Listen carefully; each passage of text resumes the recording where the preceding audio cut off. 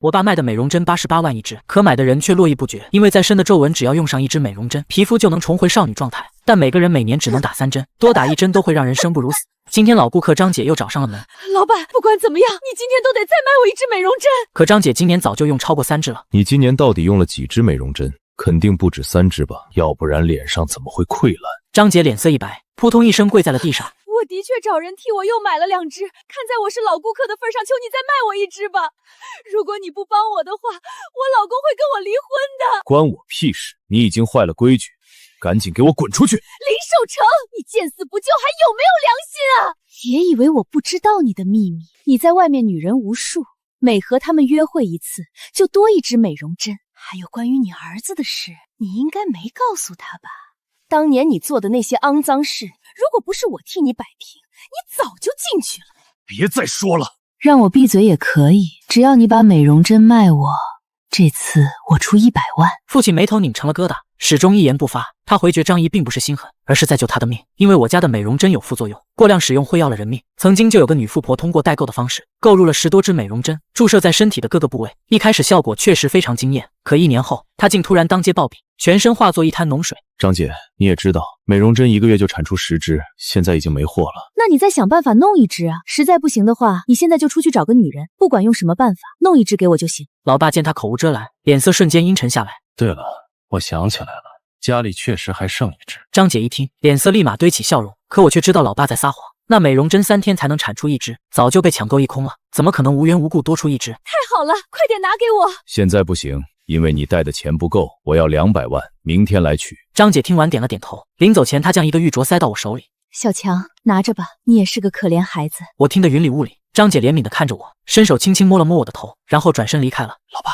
要请小金阿姨过来吗？小金阿姨是老爸众多女友中的一个，每次老爸跟那些女人约完会后，都能从地下室拿出1支美容针，所以当老爸答应再给张姐1支时，我以为他又要约会了。不用请她来了，我自有办法弄到美容针。老爸说完转身就进了地下室，等他再出来时，手里拿着一片翠绿的叶子。你去街上随便买1支针管，然后把叶子捣碎磨成粉，兑了水灌到针管里，明天你张姨过来取货，直接给她就行了。老爸，这不就成卖假货了吗？被张姨发现了怎么办？你放心好了，虽然这不能算是真货，但也不完全算假货。我听爸点了点头。隔天一大早，张姐就上门来取货了，她的手已经开始溃烂，伤口处散发出一阵恶臭味。我把美容针递到她手上，虽然颜色跟之前的不一样，但她并没有过多怀疑，直接将美容针用在了脸上。我心里七上八下的，生怕美容针会没有效果。可下一秒，令我震惊的一幕发生了，只见张姐脸上的皱纹和溃烂都消失了，皮肤变得如婴儿般滑嫩。就是这个效果，我终于又恢复年轻了。我只觉得不可思议，叶子做的仿品怎么会有正品的功效？张姨，这个美容针你用着感觉怎么样？我感觉跟之前的不一样了，这个效果明显更好。我听爸没再说话，可不到半天，张姐竟然暴毙在街上，死状凄惨，头顶还长出了一朵诡异的花。我回家问老爸，老爸，张姐怎么会死的？虽然我们家美容针用多了会出事，但张姨也没用太多，是不是那片叶子有问题？混账！你是在怀疑我吗？那叶子能有什么问题？估计是他不小心滑倒摔死的。闻言我不再深究，但我心里清楚，老爸肯定有事瞒着我。好了，别想那么多了，赶快进屋帮我搬东西。紧接着我来到卧室，只见我爸弯着腰从床底搬出一个花盆，花盆里还散发出淡淡的血腥味。我眼角的余光突然瞥见床底下的一个小瓶子，瓶口被一张红纸封着。看什么看？再看把你眼珠子挖出来！在父亲的怒骂声中，我端起花盆走进了地下室。这是我第一次来到这里，只见眼前摆满了花盆，里面的花也都长得差不多，可有一盆花竟然发出了红光。终于成了！有钱人的命果然金贵呀，生出来的花都比一般人要好。我听爸毛骨悚然，因为老爸的话提醒了我，张姐头上长出的花竟跟这花一模一样。难道老爸口中的有钱人就是张姐？随后老爸拿出一个空针管，扎在花茎上，从中吸取汁液。这时我才恍然大悟，美容针之所以能让人变年轻，竟然都是这怪花的作用。李正明，你没想到吧？除了你之外，我也能培育出这么好的龙葵。老爸，李正明是谁啊？老爸听后猛地一愣，然后笑着回答道：小强，事到如今，我也不瞒你了，我培育的这种花叫做龙葵。龙葵的汁液能让人变年轻，但它必须吸收女人的精气才能开花。当时我和你母亲并不知道这一点，直到你母亲被她吸死后，我才知道。这就是我要找很多女朋友的原因，因为这样才能培育出更多。那叶子是怎么回事？为什么也能让人变年轻？当然了，叶子的作用也是一样的，只是提炼起来非常麻烦，很难保证每一支的效果稳定，所以我一般不用。我听后深表怀疑，但也只能先假装相信。其实你大哥早就知道这些了，我给了他5000万，让他买豪车，天天去酒吧认识女人带回家，这样就能培育出更多的龙葵了。2天后，大哥带着女友赵小翠回到了家，谁知他竟把我们叫到一旁，说道：“老爸，我不想培育龙葵了，我已经爱上了小翠，我想和她结婚，过普通人的生活。”你个混账东西，绝对不行！凭什么不行啊？因为你要帮我培育更多的龙葵，如果你不干了，谁来接我的帮？这件事以后就不要再提了。如果你还敢动这个念头，后果你是知道的。晚饭后，大哥将我拉到房间，小强，帮我一个忙，以后咱爸的遗产我1分也不要。什么忙？你说吧。你跟老爸说，你要替我继承美容针产业，这样他就不会阻止我和小翠结婚了。我听爸点头答应了下来，随后便找到老爸，表示自己想要继承家业，可他却一把按住了我。你算个什么东西？家业只能由你大哥来继承，快给我滚出去！我见状只好又回到大哥的房间。不行啊，老爸说家业只能你来继承，同样都是他的儿子，为什么我就不可以继承呢？小强，其实你不是老爸亲生的，而是领养的，所以他才不让你继承家业。我听后大惊失色，怪不得你和老爸长得又高又帅，只有我的长相跟你们格格不入。别想这个了，现在重要的是我的事。既然这招行不通，那我就只能带着小翠私奔了。你快去帮我把老爸床底下的瓶子偷出来，就是上面盖着红纸的那个。那瓶子里装的是什么？你要那个干嘛？瓶子里装的是我的生辰八字，老爸将我和龙葵绑定在了一起。如果我每月不给龙葵找15个女人汲取精气，他就会反过来吸收我的精气。那怎么样才能解除绑定呢？需要找另一个人与龙葵绑定，这个你就不用管了，我自有人选。我可以帮你偷出瓶子，但你要告诉我龙葵的来历。听老爸说，龙葵是在老家的地里挖出来的，之后他和老妈卖美容针发了财，这才搬进了城里。我听爸觉得没这么简单，为了拟清龙葵的真相，次日一早我就坐车回到了老家。一位老伯见了我，突然面露惊恐：“李清明，你不是死了吗？”“什么李清明？你认错人了吧？”“不好意思啊，小伙子，你跟李清明长得太像了。”我听爸突然想了起来，老爸曾经提到过李清明，难道他才是我的亲生父亲？老伯，请问李清明是怎么死的？他在世上还有别的亲人吗？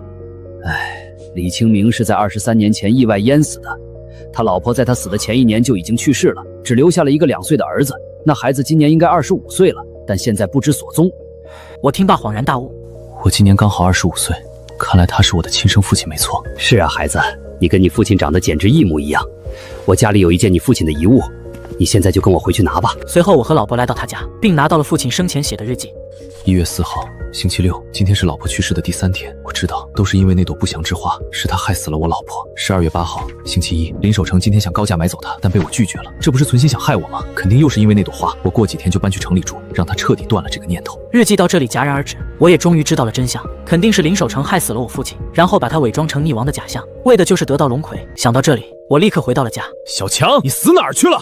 我让你偷的瓶子呢？对不起啊，大哥，我今天有点忙，就把偷瓶子的事给忘了。别以为我求你办点事儿，你就能忘了自己的身份了。如果今天不把瓶子偷出来，我就让你好看。我假装害怕的样子，连连点头。大哥，我的计划是这样的，今天是15号，老爸会找一个女人去地下室约会，在他们约会时，我去忘室偷瓶子，但在此期间，你要出门制造不在场证据，否则老爸肯定会怪罪你的。老弟，你想得真周到，我现在就出去。打发走大哥后，我又找到林守成。老爸，你不是想阻止大哥结婚吗？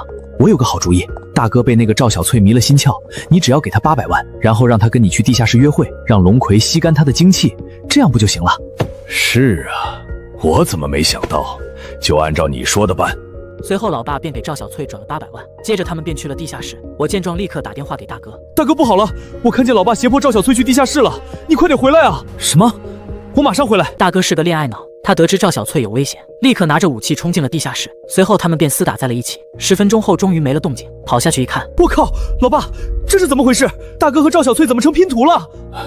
小强，你来的正好，刚才你哥想要杀我，赵小翠也被波及到，我这属于正当防卫，你可要替我作证啊！替你作证可以，但你要告诉我关于花的秘密。为什么张毅会突然暴毙？他的头上又为什么会长出龙葵？那个叶子就是龙葵的叶子，但同样也是种子。它虽然也能让人变年轻，但副作用非常大。叶子会通过毛孔进入宿主的身体，然后在里面生根发芽，类似于种子种不进了土壤里一样。这朵冒红光的花就是张姐头上长的。也就是说，张仪是被你故意害死的？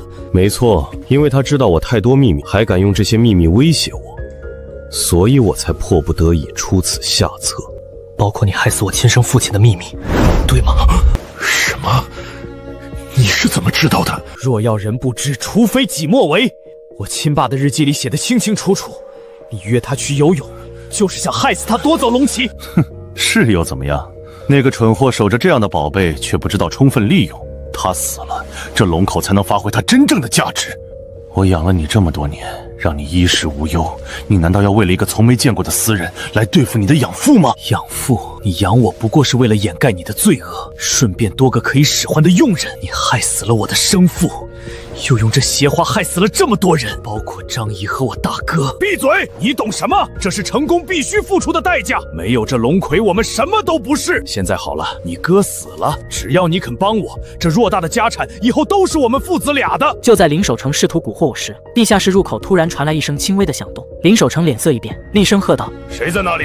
一个身影颤颤巍巍地出现在楼梯口，是常来送菜的吴阿姨。她显然听到了我们的对话，脸色惨白，手里端着的果盘掉在了地上。守诚，你们杀人了！还有那话，坏了规矩的人总要付出代价。吴姐，你不该听到这些的。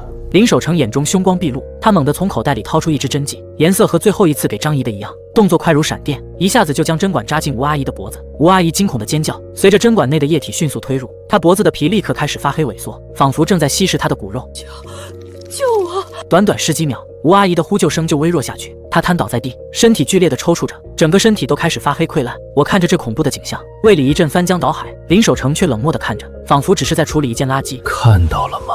这就是不听话的下场。小强，电话你还没拨出去吧？现在放下手机，我们还能好好谈谈。我握紧了手机，心中充满了恐惧和愤怒。我知道此刻拨通电话，我很可能就是下一个吴阿姨。我必须冷静寻找机会。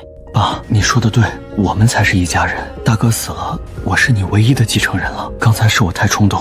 哦，想通了，想通了。财富和权力谁不想要呢？只是吴阿姨这边要怎么处理？这就不用你操心了。我经营这么多年，自然有我的门路。记住，以后乖乖听话，少不了你的好处。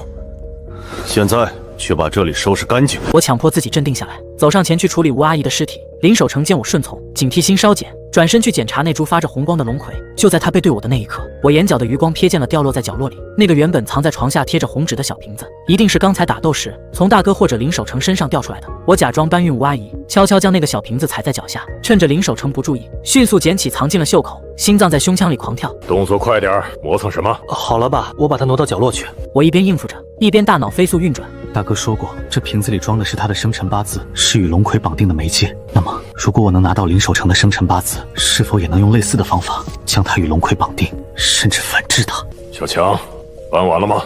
马上好。接下来的几天风平浪静，林守诚似乎真的相信了我的归顺，开始让我接触一些核心事务，包括用空针管从龙葵的花茎上吸取汁液，以及用特殊的办法保持汁液新鲜。我表现得勤恳又顺从，暗中却在寻找机会。我翻遍了林守诚的房间和书房，终于在一本他珍藏的旧相册夹层里找到了写有他生辰八字的黄纸。时机终于在1个星期后到来。林守诚因为一笔大生意需要外出应酬，晚上不会回来，这给了我绝佳的机会。入夜后，我拿着那个瓶子和林守诚的生辰八字，再次进入了阴森的地下室。龙葵在昏暗的灯光下微微摇曳，散发着诡异的光泽和甜蜜的香气。按照大哥之前透露的模糊信息和我在林守诚藏书中找到的只言片语，我需要进行一个换榜仪式。我将大哥瓶子里的纸条烧掉，然后将林守诚的生辰八字塞了进去，用红纸重新封好。接着我咬破手指，将自己的血滴在了那株最鲜艳的龙葵的根部。书中提到，直系血脉或身后羁绊者的血能加强仪式的效果。我既是李清明的儿子，又与林守诚有养育之恩，我的血或许能成为关键。血液滴入土壤的瞬间，地下室所有的龙葵都剧烈的抖动起来，发出沙沙的声响，仿佛在欢呼，又像是在哀鸣。那株红色的龙葵光芒大盛，我手中那个小瓶子也变得滚烫。我不知道仪式是否成功，心中充满了忐忑。第二天中午，林守诚回来了，脸色有些苍白，不停的咳嗽。真是怪了啊！小强，别愣着，快去地下室取最新鲜的汁液，做一支极品出来。钱老板那边催得紧，出价100万。我一言照做，心中却是一动，看来仪式已经开始生效了。当我拿着做好的美容针回到客厅时，发现林守诚瘫坐在沙发上喘着粗气，额头渗出虚汗，他的脸上竟然隐隐出现类似之前张姐那样的溃烂斑点。不，这感觉是契约的反噬！你这个小畜生！你把契约者转嫁到我身上了！他挣扎着想站起来扑向我，却浑身无力地摔倒在地。我站在他面前，冷冷地看着他。已经晚了，你不是一直想独占吗？现在你和这些花生死同命。逆子，我把你养大，你……他的声音越来越微弱，脸上的溃烂在加速蔓延。就在这时，门铃响了，我走去开门，门外站着一个穿着考究、气场强大的陌生男人，身后跟着2个保镖。林守诚在吗？我来取货。钱老板请进，我爸他身体有些不舒服。我心中警铃大作，这个钱老板看起来绝非善类。钱老板走进客厅，看到倒地溃烂的林守诚，非但没有惊讶，反而露出一丝了然的冷笑。林老弟，我早就告诉过你，养这种邪物迟早会被反噬，钱总，救救我！救你可以，把你剩下的龙葵和培育方法交出来，或许我能帮你找个高人镇住这邪物。我瞬间明白了，这个钱老板恐怕对龙葵的了解比林守成还深，这种危险人物我必须小心应对。钱老板，我爸现在神志不清，家里的事暂时由我做主，您要的货在这里。我将那只极品美容针递过去，钱老板接过美容针，放在鼻尖闻了闻，满意的点点头。品相不错，小伙子，你比你爸识时务。我知道你不是他亲生的，跟着我干怎么样？我能给你想象不到的财富和地位。谢谢钱老板抬爱，不过家父现在这样，我需要时间处理家事。至于合作，我们可以慢慢谈。聪明，我就喜欢和聪明人打交道。这张名片你拿着，处理完家事随时联系我。钱老板留下名片，带着美容针离开了。我看着地上奄奄一息的林守成，又看了看手中那张烫金的名片，心中一片冰冷。除掉了林守成，却引来了更可怕的钱老板。钱老板离开后，屋内死一般的寂静，只有林守成奄奄一息的声音在回荡。我将林守成锁在我哥房间里，把那株最先盛开的夺走张姐性命的红色龙葵沉入了后院的池塘，看着它沉入黑暗。接下来的几天，我没有继续找女人喂养龙葵，尽管根据日记暗示，以血脉正统之身中血契约后，我能暂时压制他们的渴望。但看着他们日渐暗淡的花瓣，我心中清楚，这绝非长久之计。我正对着龙葵出神，手机突然响起，是一个陌生号码。我犹豫了一下，接了起来。是林小强先生吗？我是钱老板的秘书，老板请你明天中午到蓬莱阁一聚。好，我会准时到。电话挂断，我知道这不是邀请，而是传唤，我必须去，但绝不能空着手去，也不能毫无准备的去。我看着眼前的龙葵，一个危险的计划逐渐成型。我拿出一个空针管，小心翼翼地扎在一株长势最好的龙葵花茎上，吸取了少量浓稠的散发着异香的汁液，制作了一支特别的样品。同时，我将那瓶写着林守成生辰八字的瓶子藏在了贴身的口袋里。林小强，令尊的后事都处理好了。钱老板说笑了，家父只是需要静养。明人不说暗话，林守成被龙葵反噬，不嘎也废了。我感兴趣的是你用了什么方法，不仅没被反噬，似乎还能继续操控他。一点家传的小伎俩，不足挂齿。这是给钱老板的礼物，效果比之前的更好。钱老板拿起美容针，仔细看了看，又闻了闻，眼中闪过一丝金光。很好，小伙子，你很上道。我知道你在担心什么，放心跟我合作，我不会亏待你。我需要稳定的、高质量的龙葵汁液，你提供货，我负责销售和打点上下关系，利润你3我7。钱老板，培育龙葵需要特殊的养分，这并不容易，那是你需要解决的问题。记住，我能让你发财，也能让你和你父亲一样。下个月1号，我会派人去取第一批货，10只极品，不要让我失望。他话语中的威胁毫不掩饰。走出蓬莱阁，阳光刺眼，我却感觉浑身冰冷。钱老板不仅知道龙葵，似乎还知道很多内情。他像一条毒蛇，而我手头唯一的筹码就是那个瓶子。和我兑换榜一是一知半解的运用。回到家，我再次翻看亲生父亲的日记，希望能找到更多关于龙葵起源或是克制方法的线索。在日记的最后一页，我隐约看到一些用极淡的铅笔写下的几乎被磨灭的字迹。祖辈传言龙葵乃不祥之物，半生是主之血，显似有纯阴之物可克之，或在水潭。字迹到这里彻底模糊，无法辨认。水潭，老家村子后面的那个黑水潭，难道那里有什么？线索似乎指向了老家，看来我必须再回去一趟了。就在我下定决心时，手机再次响起，这次是之前老家那位老伯。小强啊，不好了！前几天有几个陌生人来村里，到处打听李清明家和黑水潭的事儿，我看他们不像好人，你要小心啊！我的心猛地一沉，钱老板的动作比我想象的还要快，他不仅盯上了我，连龙葵的源头也没有放过。时间似乎越来越紧迫了，我连夜赶回老家，刚到村口就撞见等在路边的老伯，脸色比上次还急。小强啊，那伙人昨天又来问黑水潭，还想挖潭边的老碑。我跟他们说潭水有毒，才把人糊弄走。跟着老伯穿过一片荒草坡，黑水潭终于出现在眼前。潭水黑得发稠，岸边立着块爬满青苔的石碑，上面刻着模糊的字：纯阴之源，化邪祟，镇邪豫章，血脉唤醒。老伯突然从布包里掏出个生锈的铁盒，里面是半张泛黄的图纸。这是你爹当年藏在我这儿的，说潭底有个石匣，里面的东西能治那些花。我深吸一口气，扎进潭水，水又冷又沉，摸索了半个时辰，指尖终于碰到硬邦邦的石匣。打开石匣，里面躺着块巴掌大的玉章，上面刻着龙葵的图案。我咬破指尖，血滴在玉章上的瞬间，玉章突然发出淡蓝的光，远处传来脚步声，是钱老板的手下。我赶紧把玉章塞进怀里，拉着老伯躲进旁边的山洞，洞里能清楚看见他们围着石碑嘀咕，还拿出铁锹想挖。我悄悄掏出手机录下这一切，同时拨通了之前联系过的警官电话。帽子叔叔，我有龙葵产业链的关键证据，还有人正在破坏文物。挂了电话，玉章还在怀里发烫。我知道该回去跟钱老板算总账了。回到家，我给钱老板发了条消息说，10支极品美容针已备好，在地下室等你。我把玉簪藏在袖口，看着那些渐渐枯萎的龙葵，心里又紧又沉。没过多久，钱老板带着2个手下推门进来，手里还把玩着上次那只特别的美容针。小伙子倒是比你爹识时务，货呢？钱老板别急，先看看这个。我故意拿出一本假账本，趁他低头翻看的瞬间，掏出玉章，对准最粗的那株龙葵。玉章的蓝光突然暴涨，整个地下室都亮了一下。龙葵以肉眼可见的速度枯萎，金色的汁液竟慢慢变成了黑水，顺着花盆缝流到地上，还冒着细小的泡。你敢耍我？我现在就让人……话还没说完，客厅突然传来敲门声，是李警官带着人来了。钱老板的手下想往门口冲，却被李警官堵了个正着。钱老板慌了，伸手就想撕桌上的客户名单，我一把抓住他的手腕。钱老板，这些证据，还有你派人挖黑水潭的视频，都已经给帽子叔叔了。李警官上前靠住钱老板，他还在挣扎着喊：“我有钱，我能摆平。”可声音越来越小。李警官拿起桌上的玉章，又看了看枯萎的龙葵，轻轻拍了拍我的肩膀：“辛苦你了，后续还需要你配合做笔录，尤其是林守成的事。”我点点头，看向地下室角落那个空花盆，曾经长着那株害了张姐的红龙葵，现在只剩一堆黑土。几天后，我在警局做完最后一次笔录，李警官告诉我，根据我提供的日记账本和视频，他们顺藤摸瓜抓了美容针销售网络的所有成员，还查封了好几个地下仓库。林守成因为反噬严重，一直在医院躺着，清醒后也坦白了所有事，包括当年怎么害死我爹，怎么用龙葵做美容针。林守成涉嫌故意杀人、非法经营，证据确凿，等待他的会是法律的制裁。钱老板和他的团伙还涉及境外非法交易，案子会移交上级处理。走出局子，阳光照在身上，比往常暖多了。我回了趟老家，带着那本日记去了我爹的墓前。墓前的草长得很高，我蹲下来慢慢拔掉，把玉章放在墓碑前。爹，坏人都被抓了，龙葵也不会再害人了。您放心，我会好好活下去，还会让更多人知道这美丽陷阱有多危险。几个月后，林守成的别墅被改造成了健康美容科普馆。开馆那天，好多曾经的美容针受害者都来了。黑水潭边的石碑被文物部门保护起来，老伯还当起了讲解员，每天给来的人讲龙葵的故事。曾经靠龙葵谋取暴利的产业，彻底变成了警示他人的教材。健康美容，拒绝陷阱的标语亮的谎言。我知道这才是真正的结局，不是复仇后的空虚，而是用错误警示未来，让更多人避开黑暗，走向光明。